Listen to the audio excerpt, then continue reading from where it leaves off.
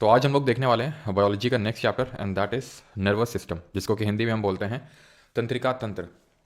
ठीक है, मेनली तो हम इस लेक्चर में ब्रेन के बारे में पढ़ते हैं, but nervous system is more than that of about brain. ठीक है, it is not all about brain.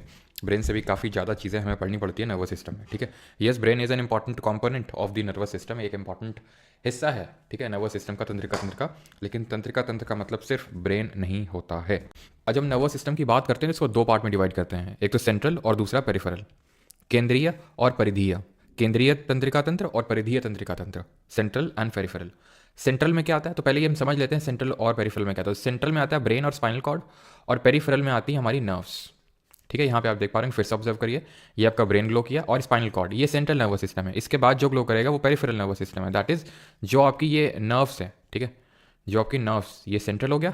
ठीक है, और ये जो नर्व्स जा रही हैं ये यहाँ तक, हाथ पैर हर जगह तक, वो पेरिफेरल नर्वस सिस्टम होता है। ठीक है, यानी कि सेंट्रल नर्वस सिस्टम हमारा ब्रेन और स्पाइनल कॉर्ड से मिलकर बनता है, and it is also known as the command and control system. ठीक है, ये वॉलेंट्री मूवमेंट को कंट्रोल करता है, बैलेंस बनाता है बॉडी का, है ना, हमारा hunger, thirst, thermoregulation, circadian rhythm, और साथ ही साथ मेमोरी, इन सब चीज़ों को लेके ये जो फंक्शन है ये परफॉर्म करता है हमारा सेंट्रल नर्वस सिस्टम। ठीक है, तो सेंट्रल नर्वस सिस्टम का जो पहला हमारा इंपॉर्टेंट कंपोनेंट है दैट इज़ ब्रेन। इसको करने वाले हम लोग पहले। ठीक है, ब्रेन के बारे में चीज़ें पढ़ेंगे, देन उसके बाद हम आएंगे स्पाइनल कॉर्ड पे। तो ब्रेन के बारे में जब मैं बोलता हूँ ब्रेन, तो ये जो आपको कलर्ड चीज़ें दिख रही हैं यहाँ पे, पिंक और ब्लू, ये है हमारा ब्रेन, और ये ब्राउन भी। ठीक है, this is called as brain. बाकी यहाँ पर आप देख पा रहे होंगे ये जो होता है, ठीक है, जो कलर्ड नहीं है, हल्का हल्का सा आपको यहाँ पे ये दिख रहा है पेरिफेरी में, इसको बोलते हैं स्कल। ठीक है, इसको हम क्या बोलते हैं, इसको बोलते हैं स्कल। ठीक है, स्कल क्या चीज़ होती है, तो जो हमारा ब्रेन होता है ये बहुत ही सॉफ्ट होता है, बहुत ही डेलिकेट होता है, तो इसको प्रोटेक्ट करने के लिए जो हड्डी होती है उसको हम बोलते हैं स्कल। ठीक है, ये जो हड्डी यहाँ पर आपको दिख रही है, इसको जो इस ब्रेन को प्रोटेक्ट करके रखता है। अब स्कल जो है, ऑब्वियस सी बात है, बोनी स्ट्रक्चर है, काफ़ी सारी बोन्स का बना होता है। तो इसमें दो तरह की बोन्स से हमारा बनता है स्कल। एक को तो बोलते हैं हम क्रेनियल। क्रेनियल का मतलब होता है ये जो ब्रेन का हिस्सा है यहाँ पे, और दूसरे होते हैं फेशियल, जो ये फेस में होती हैं। ठीक है, फेशियल। तो क्रेनियल बोन्स होती हैं, ध्यान रखिएगा, 8, और 14 होती हैं फेशियल बोन्स, यानी टोटल मिला के कितनी हो गई, 22 स्कल में बोन्स होती हैं, जिसमें कि क्रेनियल यानी कि जो ब्रेन वाला पार्ट है वहाँ 8 है, और 12 हैं फेसेस में। अब होता क्या है कि इतना बोनी स्ट्रक्चर है, ये इतना भयंकर बोनी स्ट्रक्चर होता है कि काइंड ऑफ हेलमेट की तरह एक्ट करता है ना। और ये जो ब्रेन होता है ये बहुत ही ज़्यादा डेलिकेट होता है, बहुत ही ज़्यादा सॉफ्ट होता है। तो ये बहुत हार्ड होता है, ये बहुत सॉफ्ट होता है, तो दोनों के बीच डायरेक्ट कांटेक्ट तो नहीं होता होगा। जब दोनों के बीच डायरेक्ट कांटेक्ट नहीं होता है तो फिर क्या होता है, तो इनके बीच में मेनिंजिस होती है। क्या होती है, मेनिंजिस। आपने सुना होगा, मेनिंजाइटिस करके एक रोग होता है, एक डिजीज़ होती है। वो जब मेनिंजिस इन्फेक्ट हो जाता है तब मेनिंजाइटिस नाम का रोग देखने को मिलता है, जिसमें वॉमिटिंग, फीवर, ये सब देखने को मिलता है। काफ़ी घातक डिजीज़ होती है मेनिंजाइटिस। अब ये जो मेनिंजिस लेयर है ये पाई जाती है स्कल और ब्रेन के बीच में। ये खुद 3 लेयर से मिलके बना हुआ होता है। सबसे बाहर वाली होती है ड्यूरा मैटर, बीच वाली अरेक्नॉइड, और अंदर वाली पिया मैटर। ठीक है, डैप करके याद कर सकते हो, ये फिर पाया matter. Dura mater, arachnoid and पाया मैटर, 3 पर्टिकुलर, ये पतली पतली सी आपको ये देखने को मिलेंगे झिल्ली, और इनसे मिल के बना होता है मेनिंजिस। अब आपको एक मैं फन फैक्ट बताता हूँ। क्या आपको पता है कि जो ब्रेन होता है, ये हमारा ब्रेन, ठीक है, जब इसकी सर्जरी वगैरह करनी होती है तो इसमें कोई एनेस्थीसिया देने की ज़रूरत नहीं पड़ती है। कई बार तो ब्रेन की सर्जरी के लिए हो सकता है कि जो पेशेंट है वो पूरी तरह से अवेक है, अवेक है कि मतलब पूरी तरह से जग रहा है, और उसको कोई एनेस्थीसिया भी नहीं दिया गया है, और पेन भी ज़ीरो होता है। पेन नहीं होता है ब्रेन में। ब्रेन में आप कुछ भी चुभो, काटो, कुछ पेन नहीं होता है इसमें, क्योंकि जो रिसेप्टर्स होते हैं जिससे पेन हमें फील होता है वो यहाँ पे ब्रेन में नहीं होते हैं, वो ब्रेन में नहीं होते हैं। ठीक है, तो यहाँ से आपका डाउट आ सकता है, या आना भी चाहिए, एंड दैट इज़ कि फिर हमारा सिर दर्द क्यों होता है, जैसे माइग्रेन जैसी समस्याएं देखने को मिलती है और वैसे भी हमारा सिर दर्द होता है, तो क्यों होता है? Yes, brain feels no pain, है ना? ठीक है, क्या हो गया? अरे सॉरी, 14 हो गई है, ठीक है, 22 हैं तो 8 और 14, ठीक है, 8 एंड 14। तो फिर हमारा ब्रेन पेन क्यों फील करता है? तो उसके पीछे का रीज़न है यही, ये जो हमारी मेनिंजेस लेयर है ना, यहाँ पे पेन होता है, यहाँ पे वो रिसेप्टर्स मौजूद होते हैं, यहाँ पे जो टिश्यूज़ होते हैं उनमें रिसेप्टर्स होते हैं, जिसकी वजह से हमें ब्रेन में पेन फील होता है। कुछ और फैक्ट जान लीजिए ब्रेन के regarding, and that is brain is 2% of body का वेट। ठीक है, जो ब्रेन होता है हमारा वो 2% होता है बॉडी वेट का। लेकिन क्या आपको पता है, इट कंज्यूम्स, ठीक है, इट कंज्यूम्स 20% ऑफ ऑक्सीजन।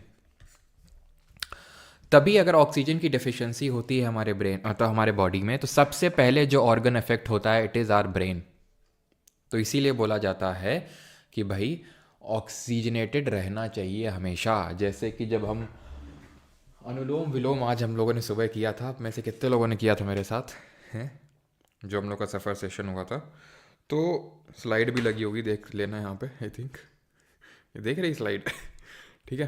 तो जब हम ये चीज़ें करते हैं, जैसे भस्त्रिका करते हैं या फिर अनुलोम विलोम करते हैं, तो हम इस चीज़ को ऑब्जर्व करते हैं कि हमारा ब्रेन जो है वो काफ़ी रिफ्रेश्ड फील करने लगता है। क्यों? क्योंकि जैसे मैंने बताया, ब्रेन को हमारा पूरे बॉडी का 20% ऑक्सीजन चाहिए। तो इस वजह से बहुत ज़रूरी है कि हम अपनी बॉडी को ऑक्सीजनेटेड रखें। ठीक है, जैसे अभी आप डीप ब्रीथ लो, आप तुरंत फील करेंगे कि मतलब एकदम रिफ्रेशिंग सा आपको लगेगा, है ना? तो इट कंज्यूम्स 20% ऑफ ऑक्सीजन। और अगर इसके वेट की बात करें, है कितना इसका वेट? अगर 2% है पूरे बॉडी वेट का, तो रफली इसका वेट होता कितना है?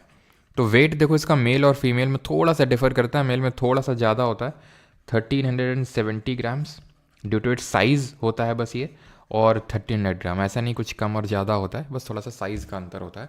1370 ग्राम और रफली 1300 ग्राम फीमेल्स में, ठीक है, समझिए। अब ह्यूमन ब्रेन को हम 3 पार्ट्स में डिवाइड करते हैं। एक तो जो अग्र मस्तिष्क बोलते हैं, दैट इज फोर ब्रेन, एक को बोलते हैं मध्य मस्तिष्क, दैट इज मिड ब्रेन, और तीसरे को बोलते हैं हाइंड ब्रेन या फिर पश्च मस्तिष्क। Fore brain, mid brain and hind brain.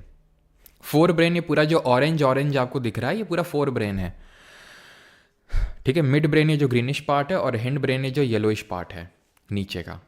सबसे पहले हम देखेंगे किसके बारे में, फोर ब्रेन के बारे में। तो फोर ब्रेन भी 3 कंपोनेंट्स का बना हुआ होता है। एक तो सेरिब्रम, दूसरा है थैलेमस, और तीसरा है हाइपोथैलेमस। सेरिब्रम हमारे ब्रेन का सबसे बड़ा भाग होता है, it is the largest part of our brain. सबसे बड़ा भाग होता है हमारे पूरे ब्रेन का। फोर ब्रेन का तो होता ही होता है, ओवरऑल भी पूरे ब्रेन का होता है, तो इसको हम बिग ब्रेन भी बोल देते हैं कभी कभी, ठीक है। It forms the major part of the brain. Deep, ये जो आपको क्लेफ्ट है, ये जो बीच में स्पेस है, ये दोनों पार्ट को डिवाइड कर रहा है ना, लेफ्ट पार्ट और राइट पार्ट, ठीक है। लॉन्गिट्यूडनली इसको डिवाइड कर रहा है 2 हाफ्स में। हेमिस्फेयर आर कनेक्टेड, ये जो दोनों हेमिस्फेयर हैं ये कनेक्टेड हैं by corpus callosum. The layer of cells which cover the cerebral hemisphere is called as cerebral cortex. तो वो लेयर ऑफ सेल्स जो सेरिब्रल हेमिस्फेयर को पूरा कवर करके रखती है उसको हम सेरिब्रल कॉर्टेक्स बोलते हैं। इसी को ही हम ग्रे मैटर बोलते हैं। आपने हो सकता है कभी सुना हो, है ना, कि कुछ एक्सपेरिमेंट किया गया कि लोगों ने मेडिटेशन किया और उनके ग्रे मैटर में कुछ चेंजेस देखने को मिले। आपने कहीं कहीं इससे सुना होगा, अगर आप इस तरह की थोड़े से पॉडकास्ट वगैरह अगर आपने सुने होंगे जहाँ पे कोई न्यूरोसर्जन वगैरह इस तरह का कोई आया होगा, तो वो ग्रे मैटर की चर्चा काफ़ी करता है। क्योंकि एक्चुअल में जो सेरिब्रम है वो हमारा एसोसिएटेड है मेमोरी से, लर्निंग से, ठीक है। मेमोरी एंड लर्निंग से एसोसिएटेड है सेरिब्रम। तो अगर हमारी मेमोरी वीक हो रही है, दैट मीन कि हमारा सेरिब्रम जो है वीक हो रहा है।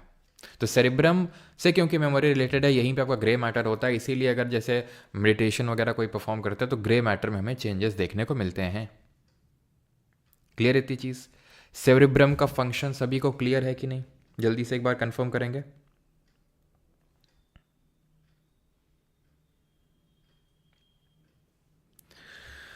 Yes sir.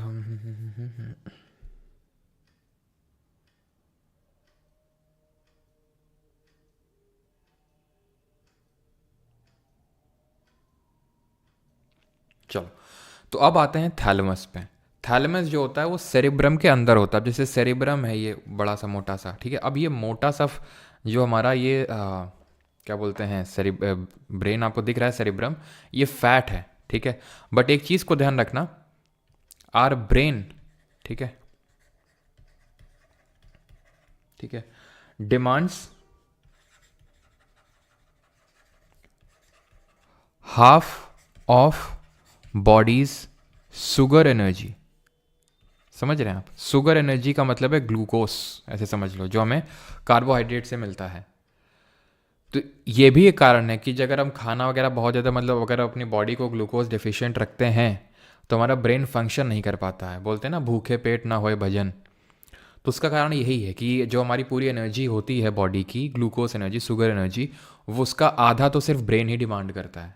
तो इस वजह से उस केस में भी ब्रेन सबसे पहले इफेक्ट होता है, और हमारा जो बोलते हैं ना, दिमाग नहीं चल रहा हमारा, बिना खाए हमारा दिमाग नहीं चलता है, तो ये इसीलिए होता है, ठीक। तो उसके अंदर आपको यहाँ पर देखने को मिलेगा thalamus. The cerebrum wraps around a structure called thalamus, which is a major coordinating center for sensory and motor signaling. ये क्या होता है, काइंड ऑफ रिले स्टेशन के तौर पे वर्क करता है। रिले स्टेशन का मतलब होता है कि भाई ये किसी से इंफॉर्मेशन ले रहा है एंड देन उसको आगे प्रोसेस कर रहा है। जितने भी हमारे बॉडी के सेंसर्स होते हैं, कितने बॉडी के सेंसर्स होते हैं, जरा कमेंट बताइए। स्मेल को छोड़ दीजिएगा, बिकॉज स्मेल को ये प्रोसेस नहीं करता है। बाकी जितने हैं जल्दी से बताइए, ठीक है। तो जितने भी बॉडी के जो सेंसर्स होते हैं उनको क्या करता है, प्रोसेस करता है थैलेमस। और उसके बाद ब्रेन का जो काइंड ऑफ बोल सकते हो सेरिब्रम है, फिर सेरिब्रल कॉर्टेक्स है, ठीक है, उसको भेजता है। तो ये थैलेमस क्या करता है, इसकी प्रोसेसिंग करता है, देन ये सेरिब्रम के पास भेजता है, या फिर सेरिब्रल कॉर्टेक्स के पास भेजता है। ये क्लियर इतनी चीज़? तो जितने भी हमारे बॉडी सेंसर्स होते हैं, जैसे कि टच हो गया, सर एनडीए के लिए सफिशिएंट है कृष्णा कुमार, बिल्कुल है भाई। 5-4 मत बताओ मुझे, लिख के बताओ, ठीक है। टच हो गया, सेंस, क्वेश्चन करवाएंगे भी, ठीक है। वो जो इसमें तो ज़्यादा खैर सीडीएस एनडीए में नहीं है, लेकिन वो मैं आपको करवाऊंगा भी, ठीक है। जितने भी आए हैं लास्ट में लगे होंगे, ठीक है। टच हो गया, टेस्ट हो गया, साउंड हो गया, स्मेल हो गया, ठीक है। और कौन सा बचा, साइट हो गया, ठीक है, जो आप देखते हैं, ठीक। तो ये जितने भी सेंसर्स होते हैं, इनमें से आप स्मेल को अगर छोड़ दीजिए तो बाकी सब को, इनको क्या करेगा, थैलेमस प्रोसेस करके सेरिब्रल कॉर्टेक्स को पहुंचाएगा, ठीक। अब आते हैं फंक्शन ऑफ थैलेमस। जो यहाँ पे लिखा हो वही चीज़ है, आप इसको लिखने की ज़रूरत नहीं है। यहाँ पर मैंने फंक्शन ऑफ थैलेमस आपको बता दिया है कि प्रोसेसिंग करने का काम होता है। पढ़ना चाहते हैं पढ़ सकते हैं, लेकिन ये रटने की ज़रूरत नहीं है, ना ही याद करने की ज़रूरत है। सिर्फ आपको ये जो मैंने आपको बताया रिले स्टेशन के तौर पर वर्क करता है, सिर्फ इतना देखना है, ठीक है। जैसे आपने कोई चीज़ मतलब छुआ और आपको एकदम से पेन हुआ, पेन का सेंसेशन हुआ, यानी आउटर जो सेंसेशन होते हैं वो थैलेमस की वजह से होते हैं। आपने कोई चीज़ छुआ और एकदम से पेन हुआ आपको बहुत ज़्यादा, तो वो थैलेमस उस चीज़ को सबसे पहले क्या करता है, इंटरप्रेट करता है, या फिर उसका सेंसेशन होता है थैलेमस को।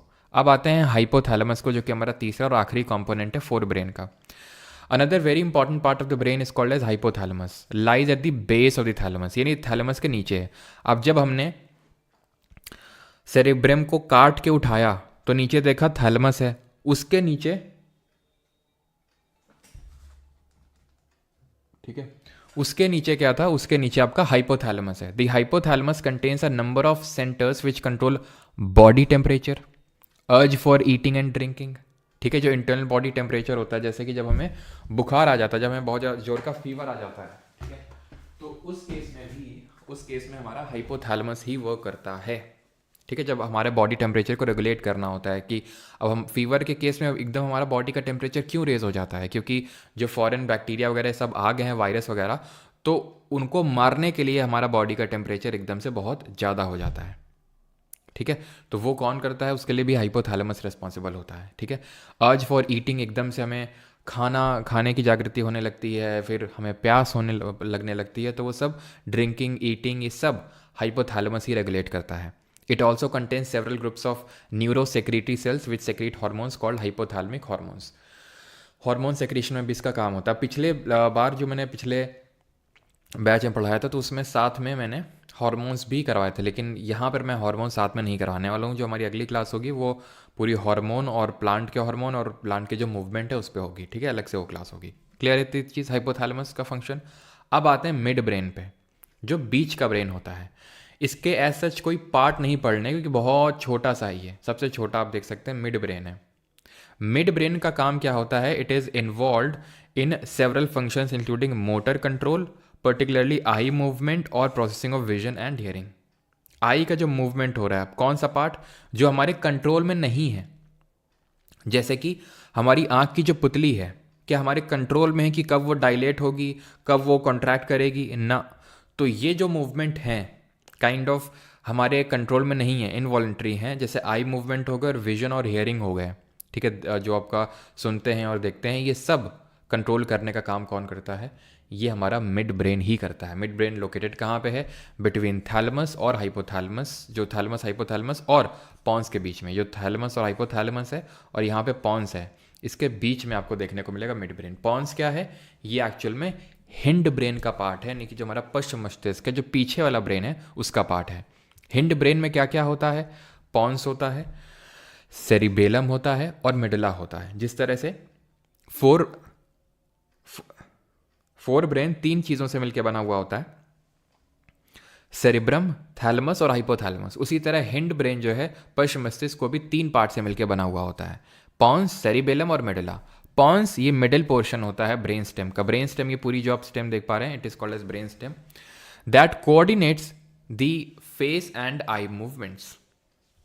ठीक है, ये फेस और आई मूवमेंट को कोऑर्डिनेट करने में हेल्प करता है, फेशियल सेंसेशन वगैरह में। ठीक है, सेरिबेलम क्या करता है? इसका बहुत इंपॉर्टेंट फंक्शन है, ये हमारे बॉडी पॉस्चर और बैलेंस को मेंटेन करने में हेल्प करता है। ये बोला जाता है कि जब कोई नशे में होता है तो उसका बॉडी का जो मूवमेंट होता है वो पूरा बिगड़ जाता है। ठीक है, एक तो यार तुम लोग कॉल इतना करते रुक जाओ।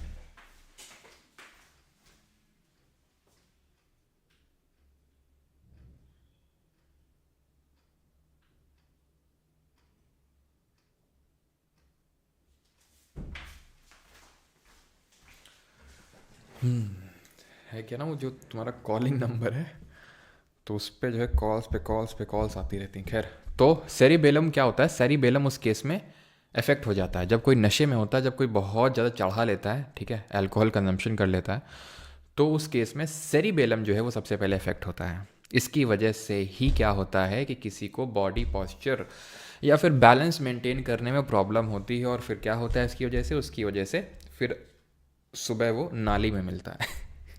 ठीक है, तो नाली में नहीं गिरना है तो सेरिबेलम को कंट्रोल में रखना है। सेरिबेलम कंट्रोल में रखना है तो कभी इन सब चीज़ों का सेवन नहीं करना है ना।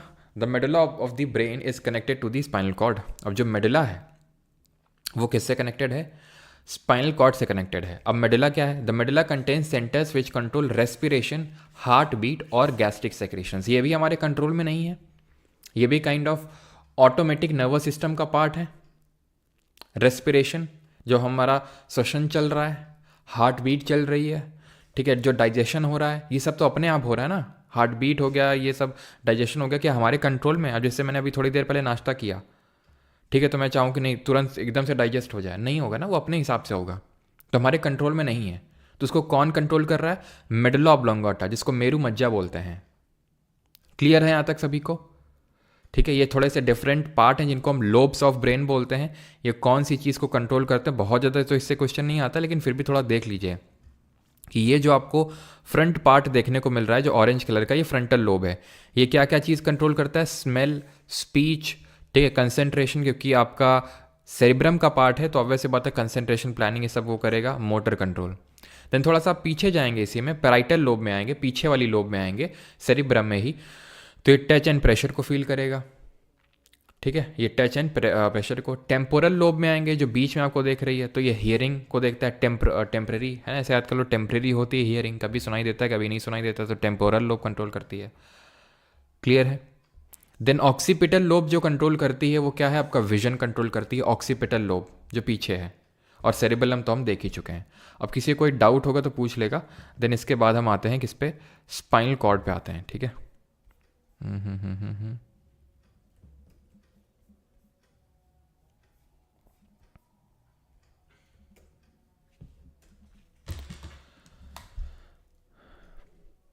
एक बार कंफर्म करेंगे सारी चीज़ें प्रॉपर हैं। मोटर कंट्रोल क्या है? मोटर कंट्रोल है जैसे बैलेंस वगैरह, उसी को मोटर कंट्रोल बोलते हैं। ठीक है, मोटर कंट्रोल वो तुम्हारी पानी वाली मोटर नहीं है। मोटर कंट्रोल का मतलब है जो बैलेंस वगैरह, बैलेंस एंड पॉस्चर से एसोसिएटेड होता है। ठीक है, जो काइंड ऑफ मूवमेंट होता है आपका, तो उसको बोलते हैं मोटर कंट्रोल। मूवमेंट से एसोसिएटेड होता है जो। ठीक है, सिमरन जी आई थिंक क्लियर हो गया है। सनातनी जी आपका भी क्लियर हो गया है। रवीश कुमार का पिक क्यों है, वो तो आगे पता चलेगा। सोमैटिक नर्व सेल्स क्या होती हैं पढ़ाएंगे भाई, अभी लेक्चर कंप्लीट थोड़ी ना हो गया, अभी बुक में कहाँ है क्या चीज़। सर जूम करो। चलो, रेस्पिरेशन मेरे क्या चीज़। अभी जो गैसियस एक्सचेंज हो रहा है एल्वेोलाई में, एल्वेोलाई में जाके, वो तुम्हारे कंट्रोल में थोड़ी ना है। जो गैसियस एक्सचेंज हो रहा है एल्वेोलाई में जाके, वो तुम्हारे कंट्रोल में थोड़ी ना है। अब आ जाते हैं हम स्पाइनल कॉर्ड पे, क्योंकि दो पार्ट हमने पढ़े थे सेंट्रल नर्वस सिस्टम के, एक तो ब्रेन था और दूसरा स्पाइनल कॉर्ड था। तो हम दूसरे पे आ गए हैं भैया, पीछे हो। ठीक है, स्पाइनल कॉर्ड पे। तो स्पाइनल कॉर्ड ये है आपकी, है ना। ये क्या है, इन्हीं को हम वर्टिब्रेट्स बोलते हैं। ये पूरा क्या नोटोकॉर्ड है, अभी हम एनिमल किंगडम वाले चैप्टर में पढ़ के आ रहे हैं। ठीक है, ये वर्टिब्रेज है हमारी। तो एक्चुअली पूरी स्पाइनल कॉर्ड को हम बोलते हैं, मतलब इसको सर्टेन पार्ट्स में डिवाइड करते हैं। इसको ऊपर वाले को बोलते हैं सर्वाइकल पार्ट या फिर सर्वाइकल वर्टिब्रे, बीच वाले को बोलते हैं थोरैसिक वर्टिब्रे, और नीचे वाले को बोलते हैं लंबर वर्टिब्रे। फिर सबसे नीचे आता है सैक्रम और उसके नीचे होता है कॉकिक्स। अब ये सबसे पहला वाला पार्ट देखिए, सर्वाइकल वर्टिब्रे। अब मैंने कुछ दिन पहले आपके साथ हो सकता है जिक्र किया हो कि यार मुझे सर्वाइकल हो गया है ना, क्योंकि मेरी नेक में बहुत ज़्यादा पेन रहता है। ठीक है, जैसे अभी मैंने इतना पेन था कि अभी मुझे वॉलिनी लगानी पड़ी। ठीक है, तो किस लिए ऐसा था, और मतलब क्यों था, क्यों सर्वाइकल उसको बोलते हैं, क्योंकि वो cervical part of the spinal cord में है। क्योंकि नेक में जहाँ पीछे पेन होता है, तो ये सर्वाइकल का ही पार्ट होता है। ठीक है, तो इसमें क्या होता है कि जब इसमें पेन होता है तो इसीलिए इसको सर्वाइकल पेन बोलते हैं, क्योंकि सर्वाइकल पार्ट है। देन इसके नीचे थोरैसिक है, देन लंबर है। ठीक है, ये सैक्रम है, और इसके जस्ट नीचे, सबसे नीचे कॉकिक्स बोन है। ये एक हमारा वेस्टिजियल ऑर्गन होता है। वेस्टिजियल ऑर्गन क्या होता है, vestigial part of the brain, vestigial part है। वेस्टिजियल पार्ट वो होते हैं कि जिनको अगर हम बॉडी से हटा भी देंगे तो कोई फ़र्क पड़ेगा नहीं। ठीक है, ऐसा कुछ फ़र्क नहीं पड़ेगा, क्योंकि इनका कोई ऐसा बहुत ज़्यादा कोई मेन फंक्शन है नहीं। जैसे कॉकिक्स, माना जाता है कि जो हम इवॉल्व हुए हैं, है ना, होमो सेपियन से, तो पहले हम बंदर हुआ करते थे, तो बंदर की जो पूंछ हुआ करती थी हमारी, वही धीरे धीरे धीरे छोटी होते होते होते होते कॉकिक्स बोन बन गई, जो एकदम बेस, एकदम टिप पे होती है ये of the spinal cord. Vestigial organ के और जैसे हमारे पार्ट हो जाएंगे, जैसे अपेंडिक्स, है ना, आपने सुना होगा, कोई काफ़ी लोग ऑपरेशन करवाते हैं अगर उनको दिक्कत होती है तो, क्योंकि हट भी जाता तो कोई दिक्कत नहीं होती है अपेंडिक्स। ठीक है, और जैसे कि ईयर में जो पिन्ना होता है, ठीक है, वो पार्ट हो गया। तो ये इनके कुछ vestigial part of the body होते हैं हमारे। ठीक है, बीच में जो ये होती है इसको हम डिस्क बोलते हैं।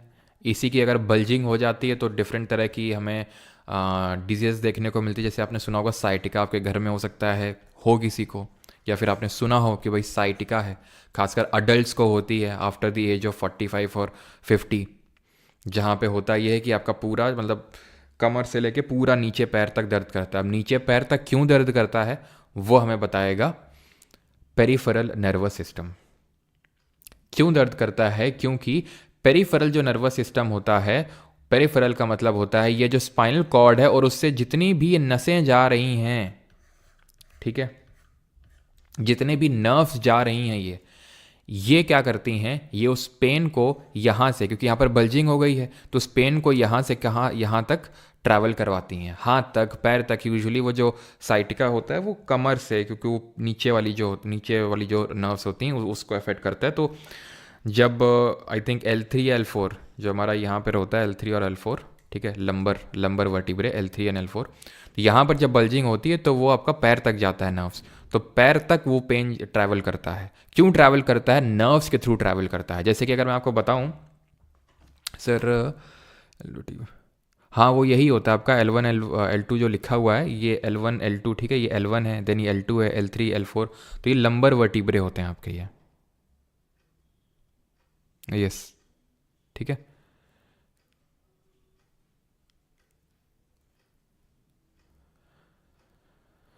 चलो भाई, तो आगे बढ़ें अभी। स्पाइनल नर्व्स, हाँ यहाँ पे मैं आपको ये बताना चाह रहा था कि टोटल हमारी कितनी नर्व्स होती हैं, स्पाइनल नर्व्स। तो ध्यान रखना टोटल 31 पेयर्स होते हैं स्पाइनल नर्व्स के। तो सर्वाइकल जो वर्टिब्रे होता है, जो सर्वाइकल पार्ट है, यहाँ से 8 पेयर ऑफ नर्व्स निकलती हैं, 8 पेयर ऑफ नर्व्स यहाँ से निकलती हैं, 12 जो पेयर्स हैं, 12 पेयर ऑफ नर्व्स यहाँ से निकलती हैं थोरैसिक वर्टिब्रे से। लंबर जो वर्टिब्रे यहाँ से 5 पेयर ऑफ, पेयर का मतलब एक इधर एक इधर एक इधर एक इधर, ठीक है। 2 पेयर का मतलब आई थिंक सभी को पता होगा 2, ठीक है। सैक्रम से अगर बात करें तो 5 यहाँ से, और एक होता है हमारा कॉकीगियल। तो 8, 12, 8, 20, 25, 5, 30, 31। तो टोटल स्पाइनल नर्व्स का पेयर कितना होता है?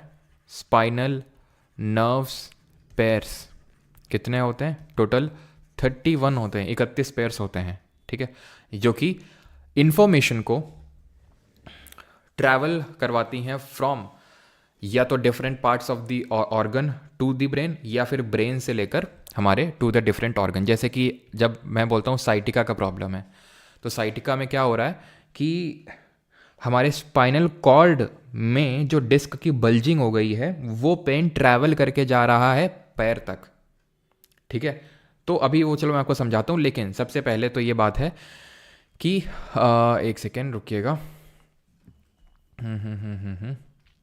ये जो पूरा आपका पार्ट है ना, ठीक है, जो पूरा ये हमारा पेरिफेरल नर्वस सिस्टम है, इसको हम 2 पार्ट में डिवाइड कर सकते हैं। इन शॉर्ट में पीएनएस लिख रहा हूँ, पेरिफेरल नर्वस सिस्टम। इसको हम 2 पार्ट में डिवाइड करते हैं। एक को बोलते हैं हमारा सोमैटिक नर्वस सिस्टम, ठीक है, और एक को बोलते हैं यहाँ पर ऑटोनॉमस। सोमैटिक और ऑटोनॉमस, सोमैटिक नर्वस सिस्टम और ऑटोनॉमिक नर्वस सिस्टम। अब ये क्या होता है somatic nervous system? Somatic nervous system का मतलब होता है वॉलेंट्री, यानी कि जो हमारे कंट्रोल में होता है। अगर आपको याद हो तो जब हम टिश्यू वाला चैप्टर पढ़ रहे थे, तो वहाँ पर मैंने 3 टाइप की मसल सेल्स पढ़ाई थी, हम लोगों ने देखी थी, स्मूथ, कार्डियक और स्केलेटल। तो वॉलेंट्री किसको बोला जा रहा था? जो हमारे कंट्रोल में कौन थी? बताइए कॉमेंट में कौन सी थी? स्मूथ, कार्डियक और स्केलेटल में हमारी जो वॉलेंट्री मसल सेल्स थी वो थी स्केलेटल वाली, बाकी दोनों इनवॉलेंट्री थी। तो ऑटोमेटिक नर्वस सिस्टम हमारा होता है इनवॉलेंट्री। अभी कैसे होता है अभी आपको समझ में आएगा धीरे धीरे। सोमैटिक नर्वस सिस्टम भी 2 तरह का होता है, एक तो होता है सेंसरी नर्वस सिस्टम, और एक होता है आपका मोटर नर्वस सिस्टम, ठीक है, मोटर नर्वस सिस्टम। अब ये सेंसरी नर्वस सिस्टम या फिर सेंसरी नर्व्स क्या होती हैं? सेंसरी नर्व्स वो होती हैं जो हमारे बॉडी ऑर्गन से CNS, that is central nervous system तक इंफॉर्मेशन पहुंचाती हैं, इंफॉर्मेशन लेके जाती हैं। वही मोटर नर्वस सिस्टम की अगर बात करेंगे तो ये सीएनएस से, that is central nervous system से डिफरेंट बॉडी ऑर्गन तक इंफॉर्मेशन को लेके जाती हैं। जैसे कि मैंने जो साइटिका वाली आपको प्रॉब्लम बताई, तो उसमें क्या हो रहा है कि वो सेंट्रल नर्वस सिस्टम का ही तो पार्ट है हमारा स्पाइनल कॉर्ड, तो वहां से इंफॉर्मेशन जा रही ना बॉडी ऑर्गन तक, वो पेन ट्रैवल कर रहा है। क्लियर है? इसको हम एफरेंट नर्व्स के नाम से भी जानते हैं। ये जो नर्व्स इनको कैरी करके ले जाती हैं from CNS to body organs, इनको हम एफरेंट नर्व्स, मोटर नर्व्स या फिर एफरेंट नर्व्स बोलते हैं। और ये जो बॉडी ऑर्गन से सीएनएस तक पहुंचाती हैं, इनको हम एफरेंट नर्व्स बोलते हैं। क्लियर है? जैसे कि बॉडी ऑर्गन से सीएनएस तक कैसे? बॉडी ऑर्गन से सीएनएस तक ऐसे कि जैसे कि मतलब हम कोई चीज़ छूते हैं, जैसे हमने कोई चीज़ छुई तो ये बॉडी से एकदम हमारा यहाँ तक लेके गया। जिस तरह से हमें काफ़ी सारे सेंसेशंस होते हैं। अब सेंसेशन होते हैं जैसे फॉर एग्जांपल अगर मान लो हमें कोई चीज़ बहुत गर्म लगी एकदम से, ठीक है, तो कोई चीज़ जब बहुत गर्म लगी तो वो एक्चुअल में जो हमारी सेंसरी नर्व्स हैं, दैट इज एफरेंट नर्व्स हैं, वो हमारे इंफॉर्मेशन को लेके गई सेंट्रल नर्वस सिस्टम तक। अब इसका पूरा पाथवे आपको पता होना चाहिए कि किस तरह से ये ट्रैवल करता है। तो होता क्या है कि यहाँ पर होते हैं रिसेप्टर्स, ठीक है, यहाँ पर होते हैं रिसेप्टर्स। हीट और पेन के जैसे कुछ किसी भी चीज़ को हम छूते हैं तो हमें चीज़ का पता चलता है, देन उसी हिसाब से हम एक्ट करते हैं, क्योंकि वो इन्फॉर्मेशन ट्रैवल करती है फ्रॉम दी हम बोल सकते हैं कि सेंसरी नर्व्स के थ्रू हमारे ब्रेन तक वो इन्फॉर्मेशन जाती है। तो कैसे जाती है? तो यहाँ पर पहली बात तो हमें रिसेप्टर्स लगे होते हैं, जो पेन के रिसेप्टर्स इन सब के होते हैं, जो हमारे ब्रेन में नहीं होते हैं, तभी हमारे ब्रेन को पेन फील नहीं होता है। मैंने शुरुआत में बताया था आपको। ये ट्रैवल करके जाएगा सेंसरी न्यूरॉन्स के थ्रू। न्यूरॉन आपको पता है कि it is the basic unit of our nervous system. हमारा नर्वस सिस्टम का बेसिक यूनिट, हमारा पूरा नर्वस सिस्टम न्यूरॉन सेल्स का बना हुआ है। सिर्फ न्यूरॉन सेल्स का नहीं बना हुआ है, एक और तरह की सेल्स होती हैं जिनको ग्लिया सेल्स बोलते हैं। मैंने आपको बताया था जो कि एक्सन में जो माइलिन शीथ आप देखते हैं, तो माइलिन शीथ पूरा ग्लिया सेल्स का ही बना होता है। ये न्यूरॉन्स, सेंसरी न्यूरॉन्स क्या करते हैं? इन्फॉर्मेशन को कैरी करके ले जाएंगे कहाँ तक? ये ले जाएंगे, आपका मैसेज पहुंचाएंगे ब्रेन तक। देन ब्रेन से रिले न्यूरॉन क्या है, जिसने की इंफॉर्मेशन पिछले वाले न्यूरॉन से ली, और यहाँ से ये मोटर न्यूरॉन के थ्रू जो है एफेक्टर, ये एफेक्टर है जो सीएनएस से बॉडी ऑर्गन तक इंफॉर्मेशन लेके आ रहा है। ये रिसेप्टर है, ठीक है, जिसको हम एफेक्टर भी बोल सकते हैं, ठीक है। एफेक्टर मतलब ए वाला, AFF, ठीक है। तो रिसेप्टर सेंसरी न्यूरॉन, देन आपका सीएनएस में जाएगा, सीएनएस से रिले न्यूरॉन से मोटर न्यूरॉन। क्लियर इतनी चीज, ठीक। अब ये ऑटोनॉमस नर्वस सिस्टम क्या होता है? तो ऑटोनॉमस नर्वस सिस्टम जो होता है, जिसको हम क्या बोल सकते हैं, सोमैटिक और ये ऑटोनॉमस मतलब नाम से ही पता चल रहा है कि अपने आप, ठीक है, अपने आप जो है ये अपने आप क्या कर रहा है, ये काइंड ऑफ हमारे कंट्रोल में नहीं है, अपने आप ही काम कर रहा है। अब ये भी दो तरह का होता है, एक तो होता है सिंपैथेटिक, एक को बोलते हैं सिंपैथेटिक ऑटोमेटिक नर्वस सिस्टम, और एक को बोलते हैं पैरासिम्पैथेटिक। सिंपैथेटिक और पैरासिम्पैथेटिक, इसमें अंतर क्या होता है? तो सिंपैथेटिक होता है हमारा, जैसे कि अगर मैं सिंपैथेटिक को बोलूं तो फ्लाइट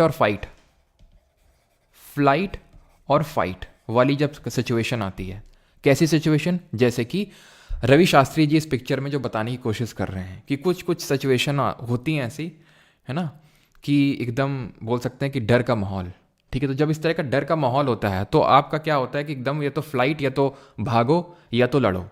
तो एकदम से जब बहुत ज़्यादा क्या होने लगता है, बहुत ज़्यादा एकदम पसीने छूट जाते हैं, हमारे पसीने छूट जाते हैं, गला सूख जाता है और डाइजेशन रुक जाता है। जैसे कि एग्ज़ाम से जस्ट पहले की सिचुएशन होता है यही, एग्ज़ाम से जस्ट मतलब इतनी सिचुएशन होती है लोगों को कि भाई वो ये तक में उतारू हो जाते हैं, जैसे कि खासकर यूपीएससी में आपको ये काफ़ी देखने को मिलेगा, सिविल सर्विसेज में पढ़ते रहेंगे, साल भर पढ़ते रहेंगे, एग्जाम से जस्ट पहले भाई इस बार अटेम्प्ट नहीं देंगे, और लॉजिक क्या बिठाते हैं, लॉजिक ये बिठाते हैं कि एक अटेम्प्ट बचा लेंगे, और उसका अभी अच्छे से तैयारी नहीं हुई है तो एक अटेम्प्ट बचा लेंगे, वो लॉजिक ये देने लगते हैं। अब एसएससी में क्योंकि ऐसे अटेम्प्ट तो लिमिटेड होते नहीं हैं, तो यहाँ पर वो लॉजिक दे नहीं पाता है ब्रेन आपको, लेकिन सिविल सर्विसेज में काफ़ी चलता ही है, ठीक है।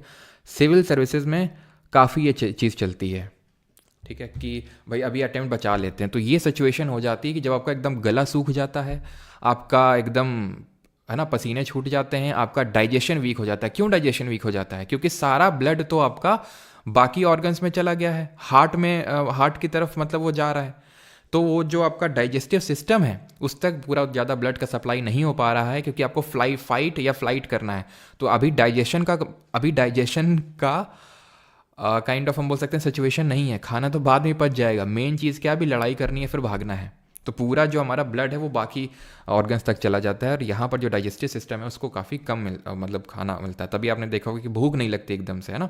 जैसे अभी मुझे याद है कि जब बोर्ड्स के एग्ज़ाम थे, 12th बोर्ड्स के, है ना, तो दोपहर में एग्ज़ाम थे तो खाना खा के जाते थे, और मुश्किल से 2 रोटी जाती थी अंदर, मुश्किल से, वो भी, ठीक है। जल्दी कॉपी खुली, और ख़ासकर मैथ्स वाले में तो और ही हालत ख़राब होती थी। तो ठीक है, तो नोटबुक खुली हुई है और खाना भी खा रहे हैं, एक रोटी मुश्किल से गई, दूसरी तो भैया आधी छोड़ के चले गए, मम्मी बोल रही 2 तो खा के जाओ। तो वो हालत होती है ना, क्योंकि आपका डाइजेशन जो है एकदम वो जा चुका होता है। पैरासिम्पथेटिक क्या होता है? पैरासिम्पथेटिक होता है जहाँ पे काइंड ऑफ इसको हम बोलते हैं, आई थिंक क्या, परानुकंपीय बोलते हैं, आई थिंक क्या हिंदी में, ठीक है। तो इसको हम बोलते हैं कि रेस्ट एंड डाइजेस्ट, जैसे इसको फ्लाइट एंड फाइट, इसको रेस्ट एंड डाइजेस्ट बोलते हैं, कि आराम कर रहे हैं और आराम से डाइजेशन काम कर रहा है। जैसे कि आपका रिजल्ट आ चुका है, रिजल्ट के जस्ट बाद की सिचुएशन नहीं, वहाँ पे भी एकदम धड़कनें तेज होती हैं, हो अब मतलब सबके कॉल्स आएंगे एंड ये वो सारा कुछ जो आपने सोच के रखा होता है, उसके तुरंत बाद नहीं, कुछ दिनों बाद, 5 जैसे हफ्ते, 2 हफ्ते, महीने भर बाद, 2 महीने बाद, आराम से, कोई चिंता नहीं है, आराम से लेटे हुए हैं, मस्त, है ना, इंस्टाग्राम चला रहे हैं, क्या देख रहे हैं, वेब सीरीज़ देख रहे हैं, डाइजेशन आराम से प्रॉपर चल रहा है। तो वो पैरासिम्पथेटिक है, काम दोनों ही अपने आप हो रहे हैं। फाइट और फ्लाइट वाला भी एकदम से रिस्पॉन्स आता है, इसके लिए एक हार्मोन रिस्पॉन्सिबल होता है जो हम अगली क्लास में पढ़ेंगे, हार्मोन्स वाले में, ठीक है। और रेस्ट एंड डाइजेस्ट का देखते हैं यार, कल नहीं हुए तो ज्योग्राफी की क्लास कर लेंगे, मतलब जो एमटीएस में क्वेश्चन पूछे गए वो उसकी क्लास, क्योंकि काफ़ी सारे स्टूडेंट डिमांड कर रहे थे, क्योंकि स्टेनो का एग्ज़ाम लगा हुआ है, ठीक है, हाँ, 10 तारीख से आई थिंक। तो फिर इम्पॉर्टेंट है कि मैं उससे पहले ही सारी चीज़ें ख़त्म करवा दूँ, तो इसलिए बाकी देखते हैं, आपको शेड्यूल मिल जाएगा, है ना, ठीक है। तो फ्लाइट और फाइट और ये रेस्ट एंड डाइजेस्ट हो गया। क्लियर इतनी चीज़ यहाँ तक किस तरह से रिफ्लेक्स आर्क वर्क करता है, ठीक है, किस तरह से कुछ चीज़ें मुंह को आ जाती हैं और किस तरह से डर का माहौल बनता है। ठीक है, क्लियर हो गया यहाँ तक सभी को? किसी कोई डाउट तो नहीं? अब कुछ हमारी डिजीजेज होती हैं, ठीक है, डिजीजेज इन ब्रेन, ठीक है। तो एक तो मैंने आपको बता दिया मेनिंजाइटिस होती है, ठीक है, जो मेनिंजिस को अफेक्ट कर देती है, ठीक है, मेनिंजाइटिस। और होती है जैसे कि अल्जाइमर्स डिजीज़, आपने सुना होगा, अल्जाइमर्स डिजीज़। ये कब होता है?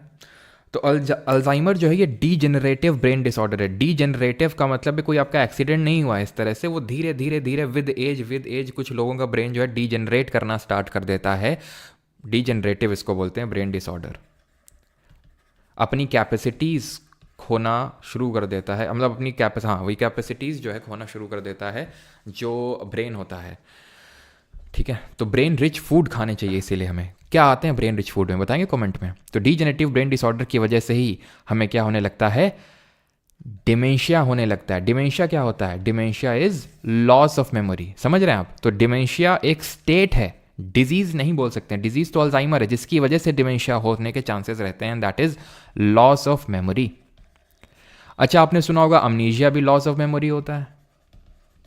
What is loss of sleep? Loss of sleep को क्या बोलते हैं? बट अमनीशिया और डिमेंशिया में अंतर है।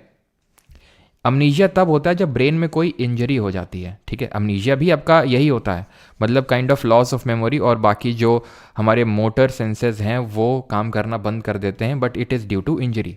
वो क्या हो रहा था, अपने आप ब्रेन डीजनरेट कर रहा था, ठीक है, ड्यू टू इंजरी। और हमारे ब्रेन रिच फूड हैं जैसे कि ओमेगा 3। ओमेगा 3 किस में मिलता है? एक तो फिश ऑयल तो होता ही, लेकिन क्यों बेचारे मछली का तेल निकालोगे हैं? तुम्हारा कोई तेल निकाल के पिए तुम्हें अच्छा लगेगा? तो फिर फ्लेक्स सीड, जो हमारे अलसी के बीज होते हैं, हमारे गांव में उसको बिजरी बोलते हैं, ठीक है। तो अलसी के बीज हो गए, ठीक है, in English we call that flax seeds, सुनने में अच्छा लगता है। और चिया सीड्स हो गई हमारे, और जो वॉलनट होता है, अखरोट होता है, उसमें भी ओमेगा 3 होता है। तो ये सब जो होता है, जो ओमेगा 3 फूड्स हो गए, ये काफ़ी अच्छे होते हैं ब्रेन के लिए। हमारा यहाँ तक कि जो वॉलनट होता है, अखरोट होता है, वो ब्रेन के शेप का ही होता है पूरा, अगर आपने देखा हो ना, इस तरह से पूरा 2 पार्ट में, 2 हेमिस्फीयर में डिवाइडेड होता है, लेफ्ट एंड राइट।